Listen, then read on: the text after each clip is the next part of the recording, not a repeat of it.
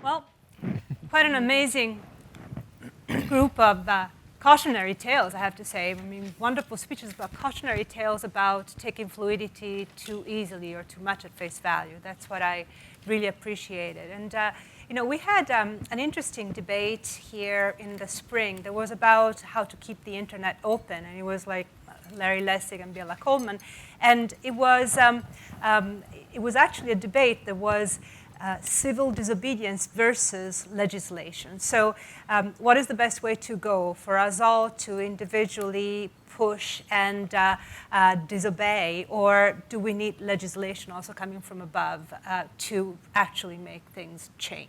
So I would like to know, how do you feel about the exposure that citizens are getting to a concept of fluidity that might be too simplistic? And do you see a way to counter that? You wanna answer? I can tell. You're itching. Am I? Do you want more oranges than you black? Less of them? Do you want? No. It's is Caitlyn Jenner doing something good for all of us or not? Well, I mean, yeah. So you opened talking about Caitlyn Jenner and transparent, and I would say. No, I would say those images are harming trans people because they would present, I mean, there's stories about rich white people. And I don't actually really think we need more stories of rich white people. And it does not give some kind of representative picture of what trans experience is like. And the people in those stories don't experience most of the violence that trans women of color do. There you go. It's pretty clear. And no, I mean, way to go. And anybody else that wants to chime in? I think I interviewed Allison from Bratmobile, was one of the original Riot Girls in one of the groups. And she was talking about kind of the resurgence of grunge. And she said that culture always loves to sell your revolution back to you. And I feel like that's always the thing that we have to watch for. There's this co-option that starts happening when something becomes popular. It's like, yeah, this is what it is. And you start forgetting that like there's still so much more to do and so much more to fight. I don't feel as though, as an activist and as a racial justice activist, that I want to dice up how people choose to front, whether how they choose to fight, whether in their own lives or whether through legislative actions or through personal resistance or through resistance of the state or through, renouncing citizenship. Like all those things are actions, and I just feel like we have to fight on multiple fronts to confront these large types of problems. Mm-hmm. And I think people are best served by everyone doing the little bit that they can instead of trying to put, I think, the fulcrum on one specific type of action. Gotcha. I have to agree with both of you in the sense that I feel that there have been certain narratives that have been sold as progress, and we have all in some ways believed that there is a certain kind of social progress, and there is indeed a certain kind of social progress, but I think it's very important to put those things in perspective and see whose lives are really being ameliorated by these narratives and whose lives remain on the margins of any access to the privileges that grant with these rights.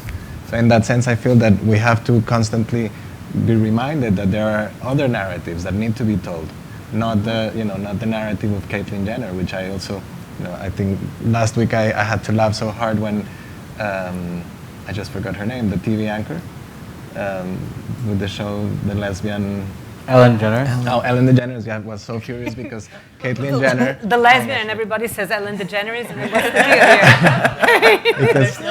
because Caitlyn Jenner is obviously against gay marriage, and she was just so she could just not believe how Caitlyn Jenner could be against gay marriage, right? Yeah. And having declared being a Republican and so on. So I think those other narratives need to be really made visible, and there are many people doing it, but I think the mainstream has really believed a narrative that has been sold to them.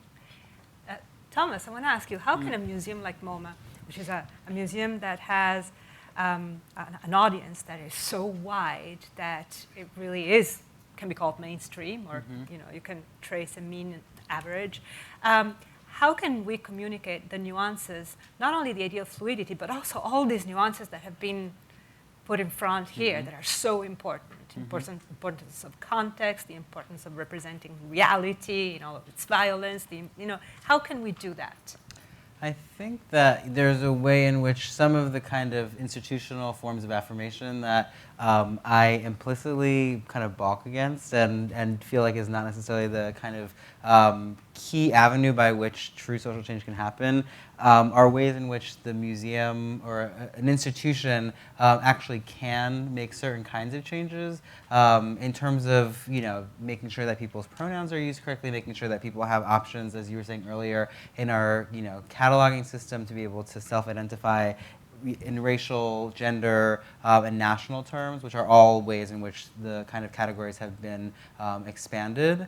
And so I think there's part of me that actually recognizes the kind of need for certain forms of recognition and representational capacity when it comes to certain institutions like this one. At the same time, I think, you know, an argument like the Beatrice Paul Preciado that you started off with, that are, you know, kind of use those very logics against themselves are also ones that we can deploy. And so I think simultaneous to kind of having a variety of new options here at a museum like ours, there can be a way to kind of take that code and subvert it at the same time. I completely agree. On the other hand, the collection management system is the beginning, of course, and the labels are a beginning. But I wonder if we should also have more art, not only more labels that really represent that. I mean, we have covered a lot of queer culture, and we've covered a lot of the AIDS crisis and LGBT, but we're not at the point, or are we? Do you feel that we are showing what was discussed here tonight? I think there's definitely work to be done, certainly. I mean, I do think that there's a way in which the questions that we're talking about tonight are not isolatable, right? No. It's not like the issues that are on the table are only for artists of color, only for trans artists, or only for queer artists. I think that they're shifting the ways that we understand and perceive the world around us. True and that. so you can go see a Picasso show where, you know, there's never been a language around trans identity that's been imputed onto the work, but still kind of have the discourses and points of view that we're talking about be informed in terms of how you're experiencing the things that are in front of you. So I think it's twofold of one, making sure that, you know, on the one hand, the institution includes and represents a set of, you know, viewpoints and social ideas that come from all parts of our culture, but also think through the ways in which that informs everything that's happening and can't simply be relegated to you know, a group of artists or one singular viewpoint. Oh, that's a very good point, you know, like stimulating a sensitivity that makes you also rethink the art of the past in the context of our time. That's pretty important. Talking about the elastic self, you know, it's really interesting how you're the voice in the panel that kind of advocates a return to a moment of avatars and freedom of expression. You never talked about safety, which was kind of the ghost or the elephant in the room for people that really celebrated anonymity and that view of the elastic self. So what about the elastic self and old notions of safety and or real notions of safety? When you say safety, you mean? I'm talking about harassment, I'm talking about bullying, I'm talking about, you know, just what was imputed to the anonymous. Right. I mean, that's always the narrative that is given. Like, well, strangers are dangerous, and that is there are many groups that want to control that conversation and say, well, we can't have a world where people are elastic. We need real names. And some of them are coming from good spaces of saying, like, you know, I experienced cyberbullying or, you know, all this stuff. But I think there's room for both. And I think that the internet, and I also say that culture is also made this way. It's that it's a result of tensions between formal and informal spaces, or elastic or non-elastic stuff. Gotcha. So I don't think that we should be, what I'm concerned about is when it becomes too unbalanced, is that I think there has to be spaces like Facebook too. I don't think we should get rid of it. I don't think that we should get rid of real name policies, but I think that we need to have spaces, a protected space for people to be elastic and to be anonymous. And my worry right now is that it's becoming out of balance. And I think that the early internet and our culture, everything comes from the space of tension. And so what I want to see is just how do we create healthy spaces of tension in all of these conversations. Audience, there's amazing people in the audience. Who wants to contribute or comment or add to the positions that were expressed tonight? or ask questions. Please, it's there in the middle. Can you see? Mic is coming your way. If you could please introduce yourself. Thank you. Hello. Hi. Yeah, we can hear you. Hi. My name is Astra Levine. My question is, what is your opinion, this is for the whole panel? Mic closer. Hello. Hello. Can you hear me? Yeah. All right. Oh, it's not working? Yeah, It works. is working, Mike. You just have to- Yeah, thank you. What is your opinion on where gender and sexuality may be in about 20 to 30 years in the next 2 or 3 generations? Yay. Latoya do you want to answer? No? Yeah? Sure. Yeah, of course you do. I want to answer. Where is gender going to be in the next 20 years? Okay. So I'm going to look at it from a racial framework, right, and the way in which race tends to play out, where there's this huge Russian embrace of the different, right, of be yourself, do it, we're going to honor you, we're going to acknowledge who you are, and then there starts to be this conservative backslide that always comes about 10, 15 years hence, where all of those things that you fought for, that you thought were going to be great, all the stuff that we talked about, like multiculturalism in the 90s, people started walking it back and being like, we went a little too far, this is ridiculous, we want to return to traditional values. And so every time I see one of these amazing movements, I'm happy, right? Because more people feel like they can be themselves, more people feel like they can express themselves more organically, and more toward where they are. And at some point, because of the levers that people are pushing now, the future will be different and the future will be changed. Some of my friends have talked about a kind of genderless future and what that might look like. And I'm really intrigued because it's not something that I understand, but it's something that it's clearly going on. But at the same time, I'm always saying watch for the backlash. 20 years from now, we'll start seeing kind of that regression, and if we don't fight against it, it ends up being that same stuck cycle that race is always in. Any other?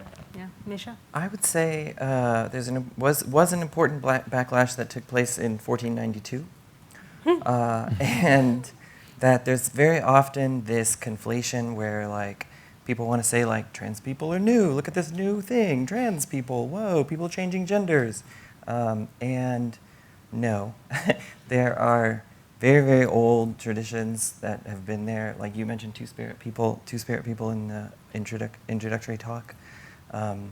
Lots of indigenous cultures have other ideas of gender, like Gloria Anzaldúa says, I know things older than gender. And she's referring specifically to Nahua and Aztec knowledge there.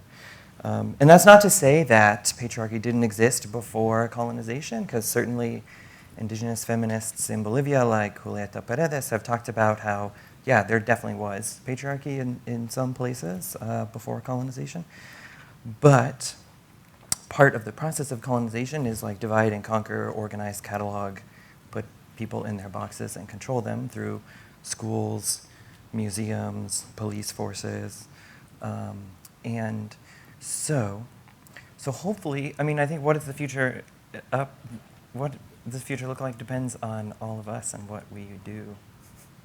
It could look really bad, could look really good. That's part of what I try to look at in my work of Redshift. Like, what does it look like being trans when the planet is dying and you are going to another planet? Are you going to pack your hormones or are you going to pack your air container? Is your game the most realistic or at least emotionally true way that a cisgender person could experience being truly transgender in a situation of urgency and emergency?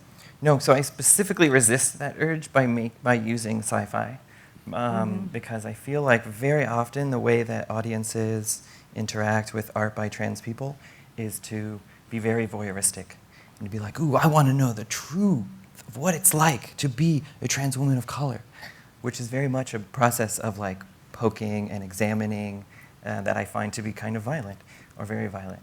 And even that sentiment can come from a very positive place, like, ooh, I really want to learn about trans women of color struggle so I can like be a good ally. And I still want to be like, back off.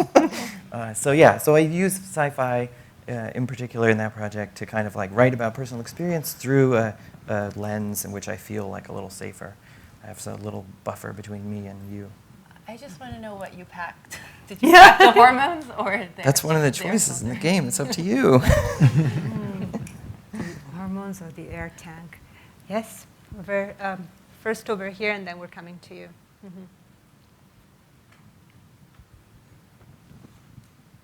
You Hi. Introduce yourself, please.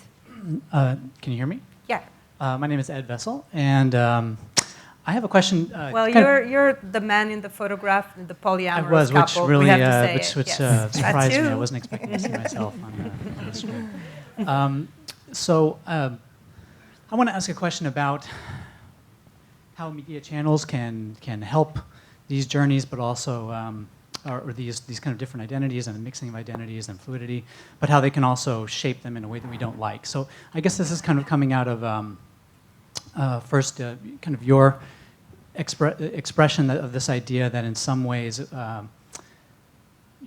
white people end up, especially you frame it in terms of white women, end up being kind of like the default, and so the other cultures are measured against the fact that they're not bad, or like they're kind of like they can appropriate, but then it's hard to kind of go the other direction. And then there's also this issue that on the one hand, if you have an idea that is fluid, or if you're a person who expresses in some way different from a norm, using the kind of mouthpiece of our cultural media is the way to get your message out and to help that person in some small town who doesn't know that they can live a way that they've never seen before, right? But this media machine and it shapes that message. And it kind of simplifies. It shapes that message, and so on the one hand, if you want to get these messages that you can be something different out there in the world, you're dependent upon this mouthpiece. Yet it also shapes the message in a way. It's kind of the same idea that Latoya, when you sell out to a big media mogul, you lose a little bit of your message. And I think we. Now let me. Do you want to ask the question? Yeah, I do. So I'm sorry. It's a long formulation. I guess I'm curious. It seemed like social media or these kinds of media might be a way to get around this, but maybe it hasn't lived up to that promise. So I'm curious to hear how you think about how ideas of fluidity can get out there. And which without, media are more appropriate to without carry the this truth. kind of large media machine. Latoya, you want to start? Cool. Yeah. So at the moment, I'm currently a mainstream media sellout. I went in part to help kind of shape some of these things. I spent a lot of time on the blog Racial Issues, just kind of going at where I felt like media got it wrong. And then at some point, people were like, well, why don't you come in here and try to make it right?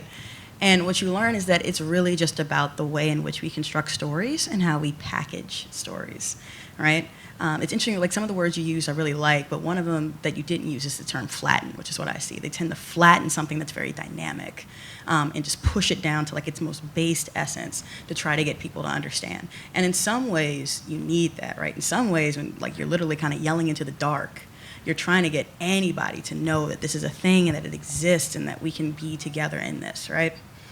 In other ways, it's really damaging and it's really harmful, right? One of the things I noticed, particularly among a lot of my peers meeting when we start having these conversations about representation, is how often people want to flatten a narrative. I don't want to know the variances in all these stories. I just want the one story that people can relate to that will sell the paper. Like, we need the one image. We need the one thing, all right? Whereas my assumption, particularly coming from outside, has always been like these conversations, these things, these identities, these people, it's always happening. It's always going on. I'm just not privy to it. It's happening outside of my ken, right? A long time ago on Racial Issues, I had thrown out a call for someone who was doing kind of like a reading of Dune, who was an Islamic scholar. Like, I really wanted that.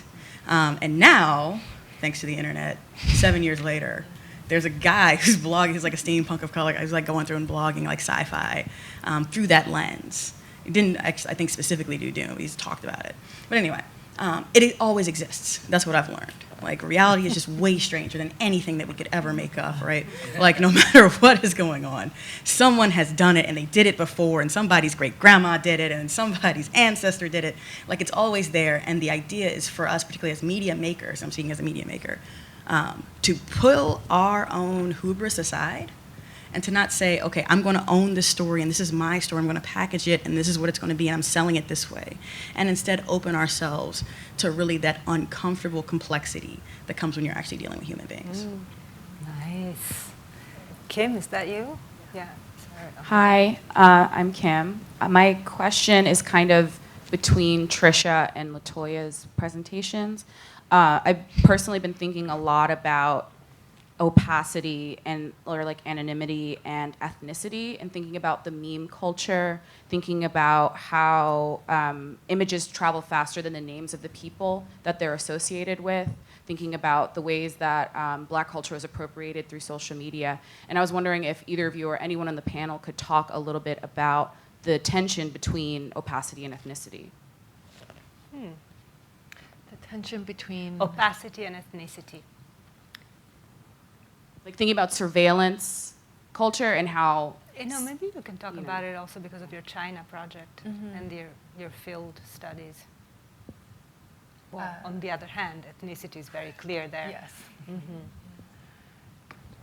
I can also rephrase it. What was the question? So that's, I think I got lost. I'm meditating on opacity Thinking about and ethnicity right You said now. opacity, she switched off. That's why she was like, whoa. I'm putting that word in the next presentation. Go ahead. Oh, just thinking about how there's a kind of internet subcultures that's all about like anti-surveillance and anti-being seen, but then also thinking about people of color who are hyper-visible but without voice, like, and how that tension exists on the web. Does that make sense? Oh, but what's the question? Because I think that's a really great observation that you just made right now. If you had any thoughts on it, or if you, or I guess maybe it wasn't a question. I'm sorry. It was a question in my head when I started it. No, I think it's a good contribution. Thank you. I mean, the only thing I would add is when you said the word opacity, I thought of the idea of the right to opacity, which is an idea that there's a scholar and a writer, Edouard Glissant, writes about and talks about. And I think clearly, I believe strongly that part of what it means to be hypervisible, or one way to react to hypervisibility is actually to claim a space outside of representation, and so that to move towards abstraction, whatever that might mean. That, like, the strategy of refusing certain kind of representational forms, whether they're political representational forms of saying you are named as such, or aesthetic representational forms of, we could associate it with figures, or we could associate it with other kinds of clearly demonstrable characters that emerge, become important modes of refusal for the folks that I think are on this panel. Wouldn't that lead us to what Latoya was talking about, to the white women's bodies? And is abstraction in ethnicity that? Is it white? I don't know if there's a way to necessarily blanketly measure. I mean, I think, I think we are constantly negotiating as, within our various subject positions, what we deem to be ethically or morally right or wrong. And I think that in many ways, spaces in which those ethics are confused, where you're in a space and you're actually not sure what is right and what is wrong in terms of what art making and what the kind of experience of culture is about, is an important space to be in, where one can't say this is the right way and this is the wrong way. Because I think fundamentally, we as animals, which we are, exist in a space in which I think ethics are fluid. There's not like one can't say that this is always the right thing to do and this is always the wrong thing to do. I'm thinking here of like forms of animal sacrifice that I think within a certain kind of juridical model in which we live are outlawed. And if you think about, people who want to, for various holidays, kind of sacrifice animals in front of their house are disallowed in Western Europe and the United States. But in other parts of the world, that's a part in Western Europe, they're allowed to sacrifice animals? You are not allowed. Oh, you're not allowed? I thought they were. I'm like, so, really? At Eid in Paris, in the suburbs, people are put into jail. And I think that there's, the kind of, the way in which, ethics are practiced, ethics are not deemed from without, that's called authoritarianism, I think is an important way to think through these questions of right and wrong as they relate to these questions of fluidity. I can take one more question. Give me such real quick on the hypervisibility part. Oh, no, I'm going to choose her. I'm sorry. But I want to tell you one thing before we go to the last question. I don't want you to just like scuttle away. The reception is in the garden tonight, so just so you know. Nice. Then you can scuttle away. So we can keep on talking forever. No, it was over there. I got it. Yeah, you have it, and you Yeah. can introduce yourself. Hi, my name is Tyler Ford. Thank you Oh, for having that beautiful Tyler, picture that's of you. me So on the slide. happy. Yeah, so in the opening slide, you had several photos that you cited as the heroes and the faces of fluidity. 3 of them were my friends. And so I texted them and I was like, oh, cool, like, are you coming to this? Will I see you? And they had no idea that this was going on. And so my question is, why were these people not only not invited to speak, but not invited to listen to conversation about ourselves? And how can we talk about gender fluidity when people who identify as gender fluid and as non-binary are not invited to be part of the conversation? Well, you know, this, the people that are here tonight is the fruit of a lot of research, but it's also quite opportunistic in the sense that I'm going to be perfectly straightforward with you. You're all invited here as guests so that I can have this program in the utmost freedom without to go through any bureaucracy. So if I have a program inviting people and it's free, I can organize pretty much if I have the budget and the theater is available. And the truth is, I don't know enough people. You know what I'm saying? I try always to expand my community, and I expanded it as much as I could for this particular event. But maybe there should be just more dialogue in general. And I don't know how somebody like me, the host, could find out more about other communities. Well, I know also what I'm saying? think that's a responsibility for all of us. Like when Yeah. I saw the invite, there's the last line in there that says, if there's somebody else you'd like to invite, please let me know. And Yeah. I immediately was like, okay, I'm looking at this amazing list of people. I'm going to reach out to all these different communities who need to be here for this conversation. Thank you. So I think Yeah. that's something that can be given to all of us to do. And there was nothing close about this, and I, as someone, especially for the first time participating in this, it's really lovely to be part of something where it's not just like this closed list, you know. No, not at all. I mean, the list is closed. It's not closed. It's open. It's just in my computer. Yeah. That's all. You know, but you know, MoMA is going to go on talking about this seriously and making changes to its ways and sometimes not. So hopefully there will be many more opportunities. So, but. Right now, the conversation continues. For those of you who are here for the first time, there's 2 hours of drinks and food. Oh, wow. Not much food, but, you know, drinks. Yes. And tonight, because it's so wonderful, it's going to be in the garden. So I would like, a few thanks, because when we clap, then everything is over. Paola, can you come here for a moment? Did she go away?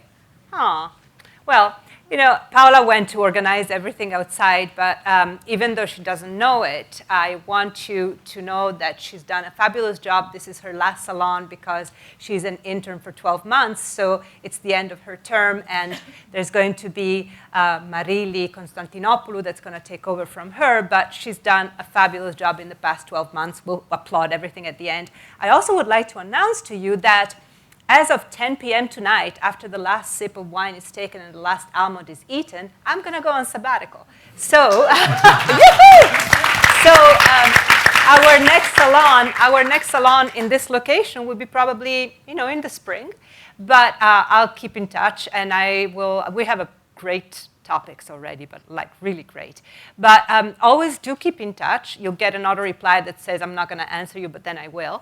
And, and do keep in touch with your comments and your suggestions. That said, I would like to tell you how absolutely wonderful you've all been, and how much I've learned also about not being so Pollyannish and thinking the fluidity is so wonderful and I can just dive into it like a wave. So thank you. Each of you has been truly unique and fantastic. Thank you so much. All right, let's go drink.